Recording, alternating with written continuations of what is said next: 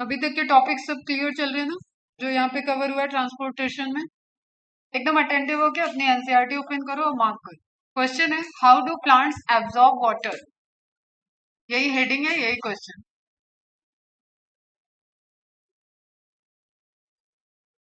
We know that the roots absorb most of the water that goes into plants. Okay, obviously that is why we apply water to the soil and not on the leaves. आपने देखा होगा, आप gardening करते वक्त water को जब pipe से देते हो तो आप ऐसे खेलने खेलने में भले या डस्ट वगैरह पड़ी है, धूल मिट्टी पड़ी है, तो आप ऊपर की तरफ भी फवारा करते हो, पाइप को ऊपर की तरफ देते हो, लेकिन मेन उसको कहाँ है? रूट में। तो रूट में आप सॉइल पे, जहाँ पे आपकी क्यारी गार्डन लगा हुआ है, उसको आप वाटरिंग पाइप या तो थोड़ी देर छोड़ देते हो या धीरे धीरे एक एक फ्लावर पॉट में आप पानी डालते जाते हो। क्लियर बच्चा? The responsibility of absorption of water and minerals is more specifically the function of the root hairs that are present in millions, 1 million में 10 lakh होता है, at the tip of the roots. Root hairs are thin walled, slender extension of root epidermal cells that greatly increase the surface area for absorption. इसी epidermal cell के लिए आपने दो नाम और नोट किए थे, epiblema and trophoblast. Clear? Epiblema and trophoblast. Protrude, extension, वो सब एक ही वर्ड है। एनाटॉमी में कुछ और आया था, मॉर्फोलॉजी में कुछ और आया था, यहाँ कुछ और आया है। यहाँ पे स्लेंडर एक्सटेंशन लिखा है। तो जस्ट फोकस करो, रूट हेयर कहाँ कहाँ आ गया, उसके बारे में क्या क्या टर्मिनोलॉजी दी हुई है। इस तरीके से कौशिक भैया का तैयार रहता है, उसको पता होता था कि किस चैप्टर में रूट हेयर के बारे में या किसी पर्टिकुलर चीज के बारे में रिपीट हुआ है और वो लिंकिंग है, तो वहां पे ये लिखा था, यहाँ पे ये लिखा है, मैम ये सेम है क्या? ऐसे वो मुझसे क्वेरी करता है। आपको भी इस तरीके से थोड़ा सा अटेंटिव बनोगे, सब चीज एकदम मक्खन की तरह तैयार होगी, क्योंकि आप रट के नहीं निकल सकते इस समंदर से, ये मैं आपको बार बार बता। बायो को आप इजिली ले रहे हो तो आप एकदम गलती कर रहे हो। बायो को आप रट के, या सिर्फ दो एनसीईआरटी हो जो पतली पतली दिख रही है और आपको लगता है कि वो आप स्कोर कर जाओगे, that is not easy task. Water is absorb along with mineral solute, pure water अकेले नहीं आता है, ठीक है, हमेशा उसमें मिनरल्स और सॉल्यूट प्रेजेंट रहेगा। By the root hairs, purely by diffusion. NCERT जो लिखा है उसको आप सही समझ लो। Once water is absorbed by the root hairs, it can move deeper into the root layers by two distinct pathways, apoplastic, symplastic। कई बार इस पे बात हो चुकी है अपनी already. Cell wall to cell wall जा रहा है तो एपोप्लास्टिक पाथवे है, अगर प्लाज्मा मेम्ब्रेन के थ्रू जा रहा है तो सिम्प्लास्टिक है। ठीक, ये इमेज पूछी गई है, पीवाईक्यू में है ये इमेज भी। अब आपको ध्यान से देखो, लेयर एपिडर्मिस, इधर कहीं आप सपोज रूट हेयर निकला हुआ है, वाटर एंटर किया, क्लियर। अब ये एक है रास्ता जो cell wall to cell wall ले जा रहा है, सेल वॉल इज परमिएबल, ठीक है, और ये कैस्पेरियन स्ट्रिप है तो यहाँ से अब आगे नहीं बढ़ेगा, तो ये टर्न हो गया कहाँ? प्लाज्मा मेम्ब्रेन से प्रोटोप्लाज्मिक मूवमेंट में आ जाएगा। दूसरा पाथवे, वाटर एंटर किया एपिडर्मिस, एपिडर्मिस के सेल के प्रोटोप्लाज्मिक एरिया में, देन प्लाज्मोडेस्मेटा कनेक्शन जो दो सेल के बीच में होता है, उसके थ्रू सेल 1, सेल 2, और आपको पता है ये टिश्यू है तो यहाँ कई सारी सेल आएंगी, कॉर्टिकल लेयर्स कई सारी आएंगी, cell 2 and then cell 3, minimum इतना तो चाहिए, and then it transfer to pericycle. तो ये सब टिश्यू के लेवल पे अपन बात करें, लेकिन 4 सेल दिख रही है तो 4 सेल में हम बात कर ले रहे हैं। तो कैसे कैसे ट्रांसपोर्टेशन हुआ? एक तो सेल वॉल के थ्रू हो गया, that, and this one is another path. Slow होता है कौन सा? प्रोटोप्लाज्मिक। फास्ट होता है cell wall. At the end पूरा ट्रांसपोर्टेशन जो है दोनों ही क्या हो जाएगा? सिम्प्लास्टिक। तो पेरिसाइकिल में एंट्री सिम्प्लास्टिक पाथवे से होता है। दिस इज अगेन एमसीक्यू, यहाँ कोई भी आपका एपोप्लास्टिक नहीं चलेगा। Is it clear? और फिर जाइलम के लिए अगर पूछता है तो दैट इज अगेन एपोप्लास्टिक, क्योंकि वो डेड है। दैट इज नॉट रिलेटेड कि cell wall to cell wall move कर रहा है, वो ल्यूमेन से जा रहा है और वो डेड है और उसमें प्रोटोप्लाज्म नहीं है, तो रीजन अलग है। तो दिस इज एपोप्लास्टिक। जब पूछा जाए तभी ये सब ज्ञान देना है। आई बात समझ में? ये लिविंग सेल था लेकिन cell wall to cell wall move कर रहा था, प्रोटोप्लाज्मिक हिंड्रेंस या प्रोटोप्लाज्मिक इंटरेक्शन नहीं करना पड़ा तो एपोप्लास्टिक। यहाँ पे सेल वॉल है, लिविंग नहीं है, प्रोटोप्लास्ट है ही नहीं, that's why it is apoplast. दोनों में डिफरेंस है, क्लियर। और जो इन बिटवीन आ रहा है वो मिनरल्स कैसे हैं, सिम्प्लास्टिक पाथवे के। तो one is symplastic, another one is apoplast. Casparian strip, suberin का डिपोजिशन, पैसेज से जहां से पास ऑन हो सकता है, किसके सामने होता है, प्रोटोजाइलम के सामने होता है, एंड देन जाइलम तक वाटर पहुंच जाएगा पेरिसाइकिल के थ्रू। क्लियर। लेयर आपको पहले भी पढ़े हुए हो, एनाटॉमी में भी याद है, वही चीज है। तो दोनों पाथवे को आप मार्क कर लो। Apoplast is the system of adjacent cell wall, cell wall to cell wall, adjacent, एक दूसरे के सेल वॉल से सेल वॉल मूवमेंट। जैसे कि यहाँ पे जो इलेक्ट्रिक लाइन की सप्लाई है वो वॉल टू वॉल एक कमरे से दूसरे कमरे में गई हुई, समझ में आ रहा है, क्लियर है। That is continuous through out the plant accept at the Casparian strip. अब ये थ्रू आउट द प्लांट का कोई सेंस नहीं है, ये रूट की बात हो रही है, रूट की बात है। रूट की एनाटॉमी में आप कहाँ पे आके रुक जाओगे, एंडोडर्मिस पे, okay, of the endodermis in the roots. The apoplastic movement of water occurs exclusively through the intercellular space, दो सेल के बीच का space, and the wall of the cell। क्या क्या इन्वॉल्व हो गया इसमें, इंटरसेलुलर स्पेस और वॉल ऑफ द सेल। अब ये जो इमेज है आपका, ये इमेज कैसा शो किया हुआ था, एकदम नियर बाई सेल, तो आपको यहाँ पे इंटरसेलुलर स्पेस नहीं दिख रहा है। जस्ट आप एज्यूम करो ये वाला स्पेस, ये पानी ऐसे गया, ठीक है। तो यहाँ पे अगर मूवमेंट किया तो ये स्पेस जो है व्हाइट वाला, ये सब क्या हो जाएगा, इंटरसेलुलर स्पेस। छोटा सा इमेज बनाओ और वहां पे लिख लो, तो आपको जब भी इमेज देखोगे तो याद आ जाएगा। तो सेल वॉल प्लस इंटरसेलुलर, अब यहाँ पे आप लिख लो सेल वॉल, उसे इमेज में लिखो cell wall plus intercellular space को यूज करके जब वाटर मूव हो रहा है, मिनरल्स मूव हो रहे हैं, दैट इज एपोप्लास्टिक पाथवे।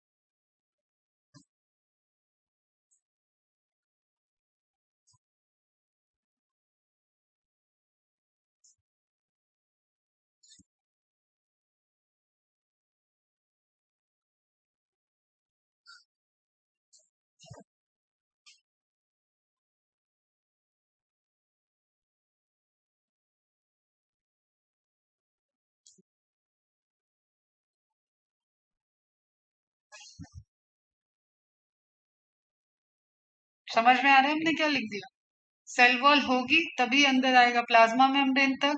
अंदर सेंट्रल वैक्यूल भी है, टोनोप्लास्ट भी आएगी, प्लाज्मा मेम्ब्रेन भी है, न्यूक्लियस है, न्यूक्लियर मेम्ब्रेन भी है। तो कंक्लूड करो कि प्रोटोप्लास्ट, टोनोप्लास्ट, सेंट्रल वैक्यूल का सेल्स है, ये सब इंटरेक्ट करेंगे और वहां पे कंसंट्रेशन ग्रेडियंट वर्क करेगा और तब सेल टू सेल मूव करेगा। तो यहाँ पे कई सारे जो आपने फिजिकल फोर्सेस वगैरह पढ़ रखे हैं वो सब इन्वॉल्व हो रहे हैं, that's why it is slow process. इसी इमेज में सब लिख लो, आपके एमसीक्यू सॉल्व करने में आपको हेल्प देगा, कंपैरेटिवली फास्ट होगा एपोप्लास्टिक। तो सेल वॉल का इन्वॉल्वमेंट सिम्प्लास्टिक पाथवे में भी होता है, क्लियर है बच्चों। Intercellular spaces and the wall of the cells. Movement through the apoplast does not involve crossing the cell membrane, लेकिन एपोप्लास्टिक में प्लाज्मा मेम्ब्रेन और प्रोटोप्लाज्म वाला एरिया नहीं आएगा। सेल वॉल में, सिम्प्लास्टिक में दोनों आएगा, सेल वॉल भी आएगा। दैट इज अ ट्रिक की आपको सोचना पड़ेगा, आपके सोच में आना चाहिए कि सेल के अंदर आने के लिए उसको सेल वॉल से तो क्रॉस करना ही पड़ेगा। तो ये सब क्वेश्चन बन जाते हैं। This movement is dependent on the gradient. The apoplast does not provide any barrier to water movement and water movement is through mass flow, bulk में जा रहा है। As water evaporates into the intercellular spaces, बताया मैंने कि temperature है, बाहर सन है, रेज आ रही हैं, तो हर एक लेवल पे वाटर का इवेपोरेशन होगा। गैसेस एक्सचेंज, गैसेस अपने अकॉर्डिंग डिफ्यूज हो सकते हैं, वाटर इवेपोरेट हो सकता है क्योंकि बाहर टेम्परेचर हाई है। तो इन्वायरमेंटल फैक्टर और प्लांट की थिकनेस पे ये डिपेंड करता है। और जो भी सर्वाइवल चल रहा है, देखो आप बड़े ट्री में भी जाओगे तो अंदर तो पूरा वुड था ना, अंदर वुड है, पेरी पेरी पे ही सैप वाला है, सैप वुड। हार्डवुड तो कंडक्शन ही नहीं कर रहा है, सैपवुड गीला होगा, वहां कंडक्शन है, तो उतना तो सनरेज असर करती है ना, तो सनरेज पेनेट्रेट करके इवेपरेशन करती है। और ये बात हो रही है रूट में, तो रूट पे अब डिपेंड करता है कि कितना रूट, कितना गहरा, कितनी सनरेज की इंटेंसिटी। धीरे धीरे आपका क्या होता है, जमीन भी गर्म होता है ना, सॉइल सरफेस गर्म हो जाता है, बहुत तेज धूप है, तो आपने देखा होगा कभी आप अपने छत पे जाते हो तो नंगे पैर नहीं जा पाते, बहुत तेज जब धूप होती है। तो उसी तरीके से प्लांट उसी सॉइल में तो खड़ा है, तो उस पर टेम्परेचर का और एनवायरमेंट का इम्पैक्ट होगा। दैट्स वाई आपको ये यहाँ पे ध्यान रखना, इंटरसेलुलर स्पेसेस में वाटर इवेपरेट हो सकता है, कंडीशन डिपेंडेंट है। Or the atmosphere tension develop in the continuous stream of water in the apoplast. Hence, mass flow of water occurs due to the adhesive and cohesive properties of water. अब इसी को हम कल आपको समझाने की कोशिश कर रहे थे, इस दो लाइन से आप कंफ्यूज हो जाओ क्या कह रहे हैं। तो इवेपोरेशन तो आपका कंटिन्यू चलेगा ही। अभी आपने जाइलम तक लाने में भी आपको इंटरसेलुलर स्पेस से आप इवेपोरेशन देख रहे हो, और उसके बाद आप आगे भी देख रहे हो, ठीक है। जब अपवर्ड डायरेक्शन में जाएगा तब भी वहां पे टेम्परेचर और सनरेज तो प्रेजेंट ही रहेगी, तो वहां पे भी वर्क करेगा, तो वहां भी कौन सी प्रॉपर्टी कैसे रोल प्ले कर रही है, क्यों ऊपर जा रहा है, एवापोरेट हो रहा है फिर भी, that is the pull phenomenon. ऊपर खींचा जा रहा है इसलिए वो ऊपर आ रहा है, तो पुल फोर्स आएगा उसमें। The symplastic system is the system of interconnected protoplast, plasma membrane plus protoplasm is known as protoplasm. Neighboring cells are connected through cytoplasmic strand, microtubules वगैरह, plasmodesmata आएगा, that extend through the plasmodesmata, connection between two cells. During symplastic movement, the water travels through the cells, their cytoplasm. Intercellular movement is through the plasmodesmata. एक cell से दूसरे cell में कैसे जा रहा है, via the plasmodesmata. Water has to enter the cells through the cell membrane, hence the movement is relatively slow. इसको एक प्रॉपर चैनल लेना पड़ेगा एक्वापोरिन के थ्रू, और बाकी सारा प्लाज्मिक हिंड्रेंस से भी जाना पड़ेगा, इसलिए वो स्लो रहता है. Movement is again down a potential gradient, ठीक है, high to low. Symplastic downhill movement passive, ठीक है. सिम्प्लास्टिक मूवमेंट में be aided by cytoplasmic streaming. अंदर पानी आया तो साइटोप्लाज्मिक मूवमेंट भी तो चल ही रहा है, जिसमें आप देख रहे थे गोल्जी बॉडी के अपना क्लियर जोन है, सेंट्रियोल्स के पास. अब ये तो प्लांट सेल है तो सेंट्रियोल नहीं होगा, तो आप ऐसे समझो कि प्लास्टिड, माइटोकॉन्ड्रिया, इनको कोई भी चीज चाहिए थी तो गोल्जी से जब सिक्रीट होके इन तक पहुंच रही थी, तो वहां पे भी साइटोप्लाज्मिक स्ट्रेंथ थी, साइटोप्लाज्म का मूवमेंट है, दैट इज स्ट्रीमिंग. तो अब कोई वाटर एंटर किया तो वो ऐसा सेपरेटेड तो है नहीं, यहाँ पे तो कोई कैनाल सिस्टम है नहीं, तो वाटर इसमें डिजोल्व हो जाएगा और वो इस साइटोप्लाज्मिक मूवमेंट का पार्ट बन जाएगा, और फिर घूमते टहलते जब उसका प्रेशर बढ़ेगा इधर, तो लो प्रेशर की तरफ वो मूव कर जाएगा. तो इसलिए सिम्प्लास्टिक में टाइम लगता है, slow process. You may have observe cytoplasmic streaming in cells of the hydrilla leaf. Experiment होता है, ये भी लैब में कराया जाता है, आपने नहीं किया होगा obviously. The movement of chloroplast due to streaming is easily visible. Why chloroplast? सबसे लार्जेस्ट सेल ऑर्गेनेल है प्लांट सेल में chloroplast, that's why chloroplast visible होगा, मूवमेंट उसका शो करेगा. जैसे जैसे साइटोप्लाज्म मूव करेगा उस तरीके से क्लोरोप्लास्ट के मूवमेंट को आप देख सकते हो उसमें. Due to streaming is easily visible. This is again question है, ये आप मार्क करके रखो. हाइड्रिला का एग्जांपल दिया हुआ है. हाइड्रिला एक प्लांट है जिसके लीफ को एक्सपेरिमेंटल क्लोरोप्लास्ट के मूवमेंट के लिए चूज किया जाता है by the cytoplasmic streaming. Most of the water flow in the roots occur via the apoplast. Since the cortical cells are loosely packed, तो ऑब्वियसली क्या होगा, उसके बीच में स्पेसेस होगा. लूजली पैक आते ही आपको समझना है, intercellular space must be there, loosely packed, ठीक है. And hence offer no resistance to water, और एक ग्रेडियंट बनता रहेगा अपने ज्यादा कम इस तरीके से कम वाले साइड में वो मूव करेगा. However, the inner boundary of the cortex endodermis is impervious to water because of a band of suberin deposition. suberized matrix called the Casparian strip. Water dam compare किया गया था इसको एनाटॉमी में. Water molecules are unable to penetrate the layer, क्योंकि ये layer क्या हो गई, हाइड्रोफोबिक हो गई. तो हाइड्रोफोबिक है तो वाटर को तो रिपेल करेगी, तो इम्परमिएबिलिटी टू वाटर हो गया. पढ़ाया हुआ है, ध्यान आ रहा है, ठीक है. So they are directed to wall region that are not suberise, और वही आपकी होंगी passage cell. Into the cells proper through the membranes. Radial and tangential stage पे आपने देखा था प्लेन पे सुबेरिन का डिपोजिशन होता है, पूरा कंप्लीट होगा तो वो भी डेड हो जाएगा, और वहां पे मूव करेगा वाटर जहां पे सुबेरिन का डिपोजिशन नहीं है, और उससे सिम्प्लास्टिक कन्वर्ट हो जाएगा. The water then moves through the symplast and again crosses a membrane to reach the cells of the xylem. बीच में आप यहाँ पे ध्यान रखना पेरिसाइकिल भी आएगा, तुरंत एंडोडर्मिस से जाइलम में पहुंचा दिया, वो आप ध्यान रखो. इमेज में पेरिसाइकिल लिखा हुआ है.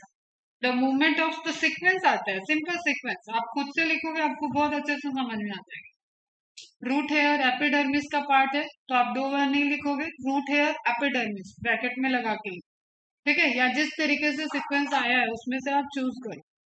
And then cortical, then endodermis, and then passage cell. अगर अलग से दिया है तो आपको फिर देखना पड़ेगा, एंडोडर्मिस से पैसेज में जाएगा, मतलब एंडोडर्मिस की दूसरी सेल है, स्पेसिफिक सेल जहां सुबेरिन नहीं है, तो उसके बाद आप पैसेज लिखोगे, पैसेज से एंडोडर्मिस में नहीं जाएगा. तो अगर सीक्वेंस में एंडोडर्मिस और पैसेज दे रहा है तो एंडोडर्मिस पहले then passage.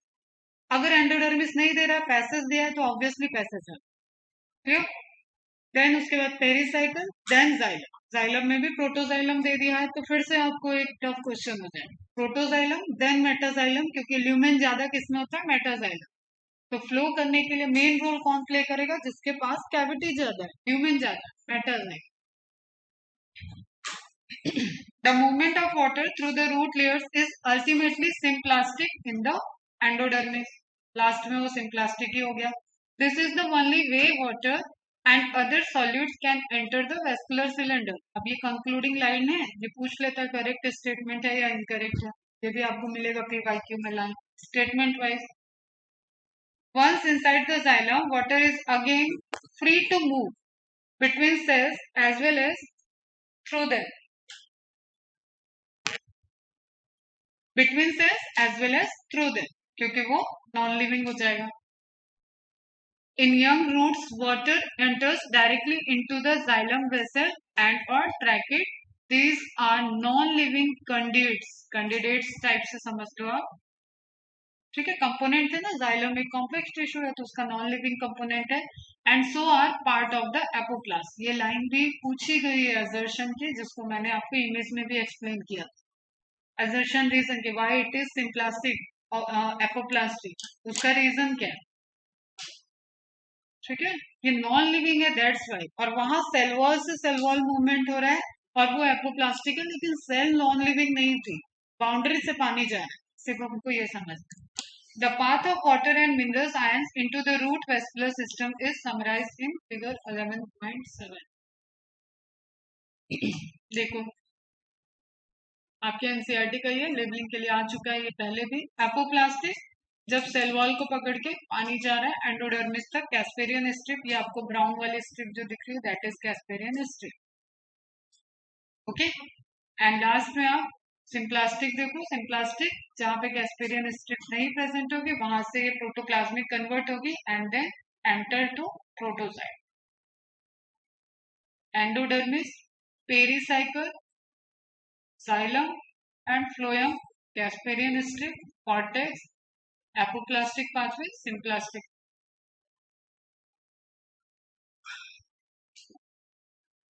The symplastic and apoplastic pathway of water and ions absorption and movement in roots.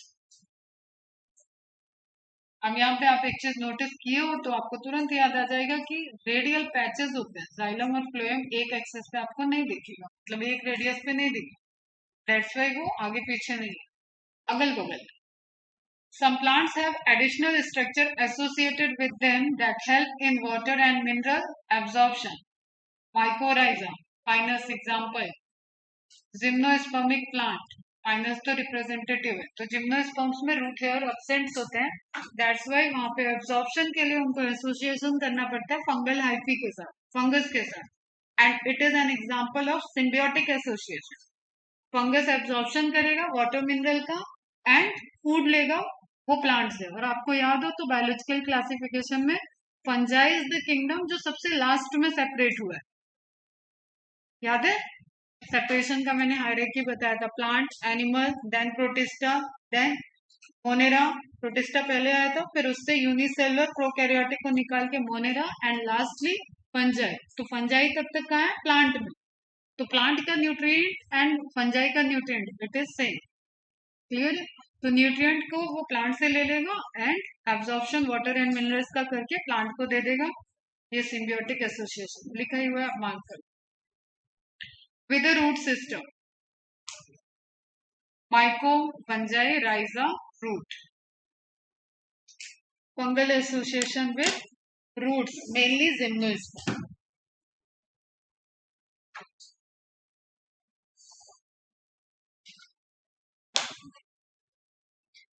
The fungal filament form a network around the young root or they penetrate the root cells. अब ये क्या कह रहा है? Around the young root, तो कैसा हो गया बेटा? एक्सोजीनस। पेनिट्रेट कर गया तो एंडोजीनस। समझ में आ रहा है ना? अंदर चल रहा है, टिश्यू के अंदर एंटर कर। Filaments form a network. Fungal network को क्या कहते हैं? What is the fungal network? Term बताओ।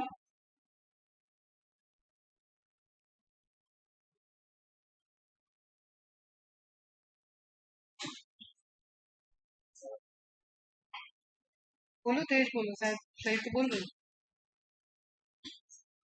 माइसीलियम, हाइफी से मिलके माइसीलिया, माइसीलियम, ठीक है? माइसीलियम वही है fungal network. Penetrate the root cells, the hyphae, single thread को हाइफी बोलते हैं, उसमें आपने देखा था सेप्टेट, ए सेप्टेट, ठीक है, डायग्नोस सेप्टेट, डोलिकोट सेप्टम, सब कुछ एकदम ऐसे याद होना चाहिए। Have a very large surface area that absorb mineral, ions and water from the soil. अब रूट हेयर तो कैसे था? अपेंडिसेस था। अब ये पूरी की पूरी हाइफी है। इट इज लाइक, आपने कभी वो ब्लॉटिंग पेपर वगैरह यूज किया है, एक्सपेरिमेंट किया है, ठीक है? या आपने कुछ भी घर में कपड़ा यूज किया होगा, पानी गिरा है तो उसको सोख लेते हैं अपन, पोछा से साफ करते हैं। तो क्या हो रहा है वहाँ कि उसका पूरा जितना सरफेस एरिया है उसमें आप डाल दो तो वो एब्जॉर्ब कर लेगा उस जगह के वाटर को। यही तो आप देखते हो ना? तो उसी तरीके से अब ये कैसा हुआ, रूट हेयर तो एक निकला हुआ अपेंडिस था, यहाँ पे पूरी की पूरी हाइफी अपने आप में एब्जॉर्प्शन में रोल प्ले करे, तो सरफेस एरिया इंक्रीज हो जाता है। Absorb mineral, ions and water from the soil from a much larger volume of soil that perhaps a root cannot do. अब इसको आप देखो, मैंने बता दिया आपको, एक्सप्लेनेशन दिया, उसको आप रिलेट करो। Root hair, root, and then पूरी की पूरी फंगल हाइफी, और कई सारी हाइफी मिलके माइसीलियम बनाते। तो आप फंगल नेटवर्क पे बात कर रहे हो, तो इसका मतलब उसके पास बहुत ज्यादा लार्जर स्पेस आ गया जहां से वो वाटर और मिनरल को एब्जॉर्ब कर सकता है। And it is again a living system, तो लिविंग सिस्टम है, क्लियर? सेल वॉल होता है, फंगल में भी सेल वॉल होता है। The fungus provides mineral and water to the root, simple line है, क्वेश्चन बन जाती है। In turn the roots provide sugar and nitrogen containing compound, nitrates, ठीक है, एमाइड्स, यूराइड्स, नाइट्रोजन साइकिल में हम बताएंगे फिर डिटेल में, ठीक है? नाइट्रोजन कंटेनिंग कंपाउंड, आप बस इतना ध्यान रखो, छोटे बच्चों की तरह एकदम, प्रोटीन बनाना है तो नाइट्रोजन चाहिए, डीएनए बनाना है तो नाइट्रोजन चाहिए, आरएनए बनना है तो नाइट्रोजन चाहिए। तो there is central dogma, simple see theory. Fungal है, उसकी अपनी ग्रोथ के लिए उसको एंजाइम चाहिए, उसको आरएनए बनाना पड़ेगा, वहां ट्रांसक्रिप्शन होगा, ट्रांसलेशन होगा, उस मैकेनिज्म के लिए एटलीस्ट उसको नाइट्रोजन चाहिए, अगर कुछ और नहीं ध्यान में आ रहा है। And number of enzymes are the proteins, वो प्रोटीन है तो फिर से उनको अमीनो एसिड चाहिए, अमीनो एसिड में जो अमाइनो है दैट इज नाइट्रोजन, तो उसको नाइट्रोजन तो चाहिए, क्लियर है? तो provide sugar and nitrogen containing, इसको बिल्कुल कुछ रटना नहीं, सुगर तो चाहिए ही चाहिए, कार्बोहाइड्रेट चाहिए सबको, ठीक है? ग्लाइकोलिसिस करना यूनिवर्सल प्रोसेस। टू द माइक्रोराइजम, कौन किसको क्या देता है ये क्लियर है। वाटर एंड मिनरल फंजाई लिया, उसने प्लांट को दे दिया। न्यूट्रिशन फंजाई ने प्लांट से लिया और अपनी हाइफी को डेवलप कर, क्योंकि एक फंगल स्पोर एंटर किया होगा, अगर एक्सोजिनस भी ग्रो कर रहा है तो वो वहां पे डेवलप करके हाइफी बनाए, माइसीलियम बनाए। अंदर एंटर किया है तो वो अंदर के एटमॉस्फेयर को अडॉप्ट करेगा and number of hyphae and mycelium बनाएगा। So it required division, multiplication, development, differentiation, सारी प्रोसेस जो आप पढ़ते आए वो सारी प्रोसेस वहां हो रही है, तो उसके लिए उसको न्यूट्रिएंट चाहिए। दैट न्यूट्रिएंट इज सिंपली यहाँ लिखा है sugar and nitrogen containing compound. और आप तो इसकी डेप्थ समझते हो, बस सोच वहां तक नहीं जा रही। You know the biomolecule, you know the importance of biomolecule, तो वही तो चाहिए फंगस को अपने डेवलपमेंट के लिए। तो वो कहाँ से ले रहा है? प्लांट से ले रहा है। Is it clear? Some plants have an obligate association with the mycorrhiza, मतलब विदाउट mycorrhiza उनका काम नहीं चलेगा। जिम्नोस्पर्मिक प्लांट, पाइनस का एग्जांपल दिया, इवन सीड लिखा है, ये ध्यान देना। पाइनस सीड, प्लांट की तो बात छोड़, पाइनस का सीड भी विदाउट फंगल एसोसिएशन के डेवलप नहीं हो सकता। Pinus seed can not germinate and stabilize without the presence of mycorrhiza, तो दैट वाई ये इनका हैबिटेट हो गया। अब आप पाइनस लगाते हो फंगस थोड़ी लगाते हो, वो अपने आप उसी जगह पे ग्रो करेगा। लोगों को पता चल जाता है, दे डोंट नो कि यहाँ पे फंगस है या क्या है, लेकिन उनको पता है इस एरिया में पाइनस के कोनिफेरस ट्री होंगे, इसलिए कोनिफेरस जंगल आपको पूरे हिली एरिया में दिखे। ये क्लियर है? मार्किंग हो गई, सब समझ में आया सारे टर्म? इससे बोल दो बेटा हाँ या ना। ठीक, नेक्स्ट आ जाते हैं वाटर मूवमेंट अपर प्लांट, जो कल चल रहा था, रूट प्रेशर थ्योरी, वो सारी चीजों पे बात अपन वापस करते हैं। We looked at how plants absorb from the soil and move it into the vascular tissue, जिसमें आपने बात की एपोप्लास्ट, सिम्प्लास्ट की, तो इसका डिस्कशन हो गया है। We now have to try and understand how this water is transported to various part of the plant. पानी तो अंदर आ गया, चाहे एपोप्लास्टिक आया या सिम्प्लास्टिक आया, नाउ द मैटर कि कैसे उसको डिफरेंट पार्ट तक लाया जाए, क्योंकि रूट हेयर तो सिर्फ नीचे है। Clear? Is the water movement active? Question है, और इज स्टिल पैसिव? इनका आंसर आपको फाइंड आउट करना है। Since the water has to be moved up a stem against gravity, what provides the energy for this? This is again question जो आपके भी mind में आना चाहिए कि इस पे क्या ग्रेविटेशनल फोर्स नहीं वर्क कर रहा है, ऊपर कैसे जा रहा है। तो इन्हीं सबकी थ्योरी आपने देखा था कल, vital theory and then root pressure hypothesis, then आप फिजिकल तक पहुंचे थे, लेकिन आपका क्योंकि थोड़ा डिस्टरबेंस हुआ था इसलिए मैं पूरा बैक ले गई हूँ, आज सारा एनसीईआरटी डाल दिया है, ताकि आपको लगे कि हाँ मैम इससे कोई मंगल ग्रह की चीज नहीं पढ़ा रही, तो थोड़ा सा पेशेंस रख के समझो। तो root pressure, as various ions from the soil are collect actively transported, अब ये आप मार्क कर, इसका रीजन है सेंट्रल वैक्यूल, और सेंट्रल वैक्यूल मैच्योर सेल में रहती है इन लार्ज, ये आपने सेंट्रल वैक्यूल की कैरेक्टरिस्टिक्स पढ़ी।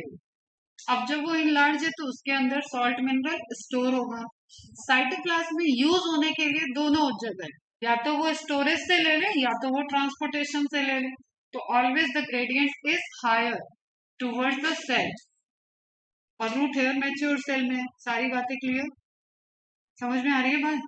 मैच्योर सेल में सेंट्रल वैक्यूल होगा, सेंट्रल वैक्यूल खुद एक गोदाम है, तो वो गोदाम के पास जब है तो कंसेंट्रेशन ग्रेडियंट हमेशा क्या होगा, आयंस के लिए low to high, various ion, not all ion, various ion mainly वाली बात। Ions from the soil are actively transported into the vascular tissue of the roots. Water follows its potential gradient and increase the pressure inside the xylem.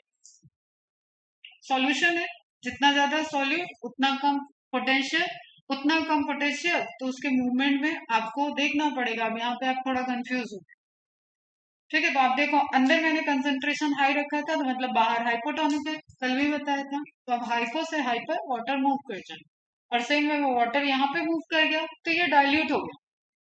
एक situation में जो hyper था वो water के आते ही hypo हो गया, नाउ नेक्स्ट वाला हाइपर, वाटर मूव फिर से वो हाइपो, नाउ उसके नेक्स्ट वाला हाइपर, वाटर मूव अगेन वो हाइपर। तो ये आप थोड़ा समझो, टेक्निक है। क्लियर? तो जैसे जैसे वाटर एड ऑन हो रहा है, जो कंडीशन हाइपरटोनिक थी वो हाइपोटोनिक में कन्वर्ट हो गई एंड रिलेटिवली सेल्फ हाइपरटोनिक। तो वाटर को मूवमेंट का एक डायरेक्शन मिल गया and this is water itself higher potential to lower potential ही मूव कर रहा है। क्लियर है बच्चा? This positive pressure is called root pressure. जो हाइड्रोस्टैटिक प्रेशर की बात की थी मैंने, रूट के अंदर वाटर के आने की वजह से, आप सेल के लेवल पे बात करो, पूरे रूट के लेवल पे बात करो, it is the active pressure, जिसके रिस्पेक्ट में ऊपर प्रेशर लोअर ही होगा। तो वो प्रेशर कैसे करता है? धक्का देता है। धक्का कौन दे सकता है? दो लोग लड़ रहे हैं तो कौन किसको गिराएगा? जो ताकतवर है ना, जो ताकतवर होता है वही गिराता है, पतले दुबले को मारेगा गिर जाएगा। तो that is kind of fight. नीचे वाला प्रेशर हाई है तो उसने धक्का दे दिया, पानी ऊपर की तरफ जा रहा है ग्रेविटेशनल फोर्स के अगेंस्ट में। Is it clear? And can be responsible for pushing up water and it is always positive pressure. तो small height of the in the stem, छोटी हाइट आपने कल देखा भी था, 50 से 70 फीट तक ये पानी पहुंच सकता है। How can we see that the root pressure exist? इसके लिए एक्सपेरिमेंट की बात की थी अपन ने, एसेंट ऑफ सैप से ब्लीडिंग और guttation. Choose a small soft stem plant, soft stem herbaceous plant, and on a day, दिन के time, when there is plenty of atmospheric moisture, cut the stem horizontally near the base. near the base करोगे तो आपको root के पास दिख जाएगा, जल्दी से वहां से ब्लीडिंग होता हुआ दिखेगा, मतलब पानी बाहर आता हुआ दिखेगा। with a sharp blade. early in the morning you will soon see drops of solution ooze out. ooze out means ऐसे बबल्स बनेंगे, ठीक है, क्योंकि एयर भी होता है ना, वो थोड़ा सा बबलिंग टाइप का है, इसको बोलते हैं ooze. ooze out of the, just आप लाइन याद रखना, ठीक है, cut stem. This comes out due to the positive root pressure. उसको नीचे से कोई धक्का दिया तभी वो ऊपर आया, अगर कट लगा था तो ऊपर से नीचे भी जा सकता था, समझ रहे हो? लेकिन वो ऊपर से नीचे क्यों नहीं गया? रूट की तरफ चला जाता, वापस सॉइल में चला जाता, ऐसा तो नहीं हुआ। इसका मतलब है there is something forcefully which force acted up in upward direction, कुछ ऐसा है जो अपवर्ड डायरेक्शन में वर्क कर रहा है। सारी बात समझ में? जैसे अपने को कट लगता है तो ब्लड बाहर की तरफ आता है ना, ब्लीडिंग होती है, ब्लड बाहर आता है, क्यों? क्योंकि अंदर ब्लड प्रेशर से मूव कर रहा है। तो जैसे ही कट होगा तो वो लोअर प्रेशर बाहर है, कोई प्रेशर ही नहीं है, ग्रेडियंट उसका हाई टू लो है, हाई टू लो वो मूव करेगा। वॉल्यूम पे बात कर लो या प्रेशर पे बात कर लो, this comes out due to the positive root pressure. Mark कर लो बेटा। If you fix a rubber tube to the cut stem वहां पे रबर ट्यूब लगा दो, as a sleeve you can actually collect and measure the rate of exudation. The process is exudation, ऊपर कहीं mention नहीं है तो आप नेम भी याद रखो। प्रोसेस जो है वो एक्सुडेशन हो रहा है, ब्लीडिंग, एक्सुडेशन, इसी को ब्लीडिंग कहते हैं। And also determine the composition of the exudate. तो डायरेक्ट एक क्वेश्चन पूछता है, is it the pure water? Answer is no, pure water तो होगा ही, कोई फिल्टर तो हमने लगाया ही नहीं कि जिससे वाटर अलग हो जाए। और वो सॉल्ट और मिनरल लेके आ रहा था नीचे से, अंदर तो नॉन लिविंग में है, जाइलम से मूव कर रहा है, तो उसको कहीं पे ऐसा सीव आउट तो हम कर ही नहीं रहे कि वाटर को निकाल लिया और सॉल्ट को पीछे छोड़ दिया। तो ऑलवेज जो एक्सुडेट्स होता है, एक्सुडेट मतलब वो जो वाटर कंटेंट बाहर आया, दैट इज एक्सुडेट। ओके बच्चा, जैसे ब्लीडिंग में ब्लड बाहर आया तो प्लांट को कट करके जो वाटर कंटेंट आया that is SAP, water plus solute. Is it clear? एकदम आराम आराम से एक एक चीज को समझो, कुछ भी किसी पैराग्राफ में अगर आप रट रहे हो तो आप गलती करोगे। Effect of root pressure is also observable at night, क्योंकि आपको छोटा प्लांट लिया आपने, आपको ट्रांसपिरेशन लो करना पड़े, तो नाइट में ट्रांसपिरेशन लो, मॉर्निंग में ट्रांसपिरेशन लो। ट्रांसपिरेशन होगा तो वो इवेपोरेशन से वाटर का जो टेंशन है वो ऑलरेडी फुल प्रेशर से ऊपर जा रहा है, तो वो रिलीज होता हुआ दिखेगा नहीं, वो सिर्फ आपको एक कट दिखेगा। ठीक है, समझ में? कोई प्लांट अगर सेकेंडरी ग्रोथ किया हुआ है तो उसको तो आप कुल्हाड़ी भी मार दो तो भी आपको कुछ ब्लीडिंग नहीं दिखेगा।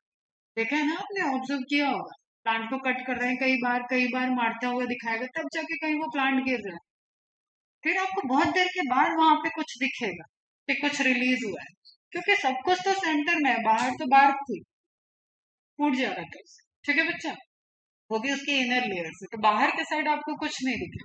ऑब्जर्वेबल एट नाइट, और ये भी कहाँ पे है, सॉफ्ट स्टेम में, जहाँ पे ट्रांसपिरेशन लो रहेगी। And early in morning when evaporation is low, evaporation is low मतलब transpiration is low, and excess water collects in the form of droplet around the spatial opening of veins near the tip of glass blade। अब ये दूसरा phenomena जो मैंने guttation बताया, droplet की तरह। of many herbaceous plants, such water loss in its liquid phase is known as guttation।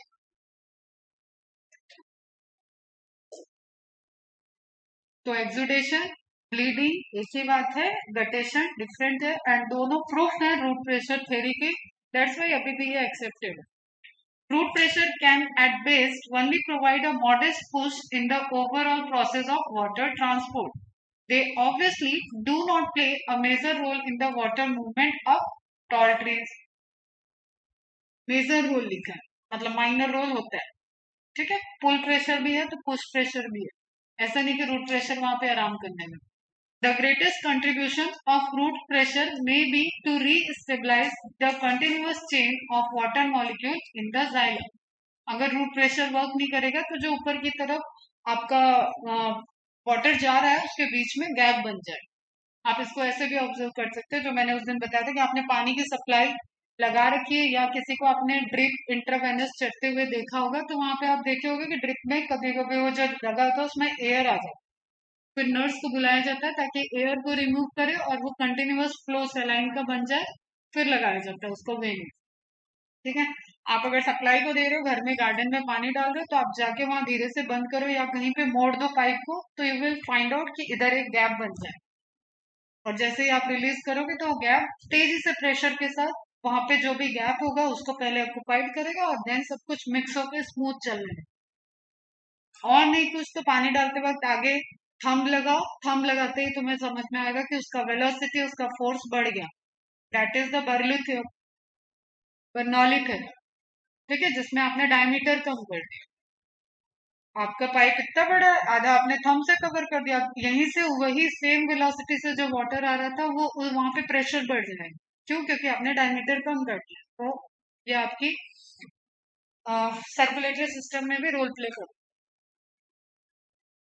Xylem which often break under the enormous surface tension की बात होगी, या इन्वायरमेंटल टेंशन, अभी सारा अपन इंक्लूड करके देखेंगे कि कितना इन्वायरमेंटल इम्पैक्ट है, निगेटिवली वर्क कर रहा है, और उसके बाद भी कितना प्रेशर होता है, कितना पोटेंशियल होता है। तो ये जाइलम वेसल्स का जो एक वाटर कॉलम बना, जो चलता जा रहा है पानी, वो टूटता क्यों नहीं? Okay, created by transpiration. Root pressure does not account for the majority of water transport. Most plants meet their need by transpiratory pull। कल भी आ चुके थे यहाँ पे, ये सब पढ़ा था अपन ने, वही आज रिवाइज हो गया है। ध्यान से आप रिकॉल कर लो एनसीईआरटी के बाद, एनसीईआरटी खत्म हो चुका है। गटेशन एंड ब्लीडिंग, एक्सुडेशन ये भी हो गया था, ऑस्मोटिक नॉन ऑस्मोटिक ये भी हो गया। अब मैं यहाँ पे कुछ समझाने वाली थी तुम्हें बार्क से रिलेटेड कि कितना प्रेशर है, ओके, उसको देखना था। पढ़ाऊं डिटेल? हाँ, अटेंटिव हो गया, सुनो समझो, नहीं समझ में आएगा दो बार कुछ। During root pressure the water enter by osmotic active absorption mechanism. जब रूट प्रेशर आप एक्टिव पार्टिसिपेशन देख रहे हो रूट,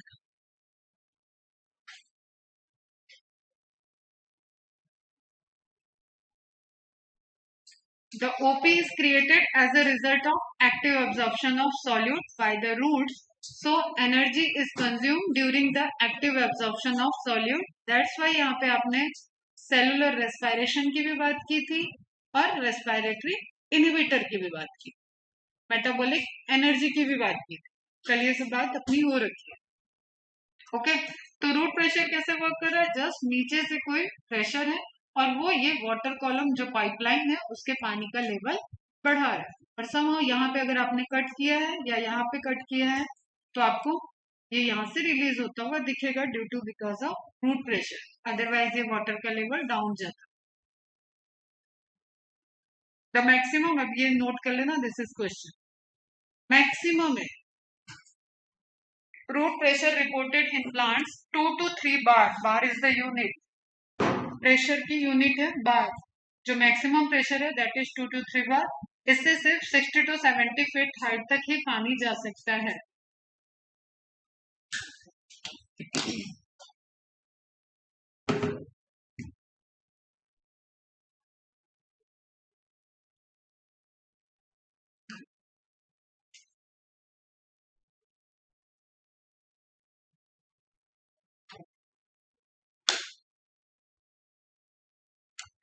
ठीक है, तो क्वेरी वही आ रही है आपकी कि कैसे जाएगा बड़े प्लांट। यहाँ तक अपन चले थे, अब ये अपने को पढ़ना है कोहेजन ऑफ वाटर थ्योरी और ट्रांसपोर्टेशन फ्लो थ्योरी। ठीक है, अब इसमें 3 बेसिक एजम्पशंस हैं, 3 एजम्पशंस हैं। Cohesion in between water molecule, continuity of water column, water column कैसे कंटिन्यू मेंटेन है। पाइपलाइन है तो पाइपलाइन में पानी या तो आप टैप ऑन करते हो तभी आता है, तो यहाँ तो ऐसे कोई टैप जैसा नीचे कोई पंपिंग मशीन लगी नहीं है, तो कैसे वो मेंटेन है, ये क्वेश्चन है। And then the answer is transpiration pull.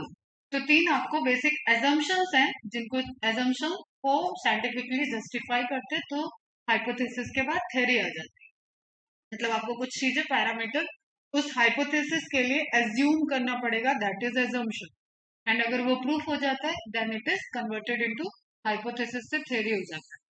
तो first thing is cohesion in between water molecules, the attraction between similar molecule. ये यूनिवर्सली यही डेफिनेशन होती है, चाहे आप फिजिक्स में निकाल लो कोहेसिव फोर्स या आप केमिस्ट्री में कोहेसिव प्रॉपर्टी देख लो, डेफिनेशन यही है।